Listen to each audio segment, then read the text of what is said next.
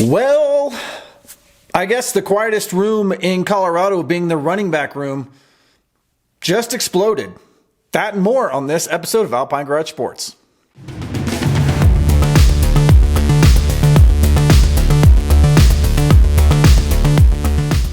Well, okay. All right, folks. Everybody just, let's pull ourselves together here. We're not used to rooms like the running back room, which has been very quiet for us for the entirety of Coach Prime's tenure at Colorado.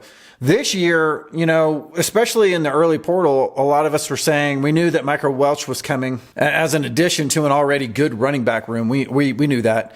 And, you know, Coach Prime and others said, you know, that's probably not an area that we're going to focus on anymore. We're going to focus on some of the other rooms, you know, the defensive line room and offensive line room was obviously our biggest one coming in, right? And that was going to pave the way for our, what we consider to be a really good running back room. Now, just in the last few weeks, we're basically starting from scratch in the quietest room in Colorado, which in my opinion, I mean, at this point, are any of us surprised really when we're talking about all the folks that have jumped into the portal and the folks that we've picked up on the backside?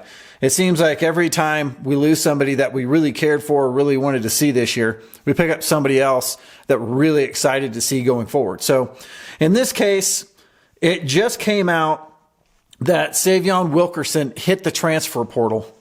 And to some, it was a surprise. I honestly wasn't all that surprised by this. And I don't know why. Maybe it was just because of the running production last year. But what then happened right after that was that Dylan Edwards is rumored to be going into the portal as well. Jake Schwantz broke this, that I saw anyway, that Dylan is going to, that he is going into the portal. So at this point, he's not in the portal at the point we're making this video. But that's good enough for me. If, you know, we've heard some rumors about it for the last day or two, and it looks like it's true. It really, this one blows me away. Alton McCaskill really kind of blew me away because I thought, you know, this was his really good shot at, had a long season and not being injured and getting a good season in, and everybody likes him. We like him. He matches Colorado perfectly, but now he's gone. And then Dylan is our golden boy. Dylan is the guy that can do everything for us on offense. And he's kind of our Swiss Army knife and just a great personality. And he fits in Colorado as well. Just a great guy. To lose that out of the running back room it hurts. I'm gonna be the first one to say that one hurt. And I think a little bit of it too was like, just personally, I ran into Dylan's parents at every single game this year, and just the nicest people, and the family is just awesome. So, you know, not having that around Colorado this spring is going to be missed. But, you know, here we are. Basically, I'm not going to say starting from scratch because we got Charlie, right? And we've been saying this, especially here at Alpine Garage Sports. You know, I was a big Charlie fan in 2022 after the spring game in 2022. And we didn't get to see him that much that year, but we saw him more than we did in 23. And then coach has been noticing him and other people have been noticing him, and he's been getting call outs and, hey, you might get a scholarship if we keep this going, and, you know, all of this stuff. And you know, Charlie's one of these guys that he's unfazed by this, it seems like. He's like, okay, well, I appreciate all of the accolades, guys. I'm focusing on my academics. I've got a career ahead of me that I'm really going to enjoy. And I want to be the biggest part of the football team that I can while I'm at the University of Colorado. Super humble, doesn't really do anything but just show up and just kill it. And coach even mentioned it again to his parents when his parents were visiting in one of the well-off videos. And then it comes out now that Charlie Offerdahl is the #1 running back for Colorado, which I think is kind of obvious at this point.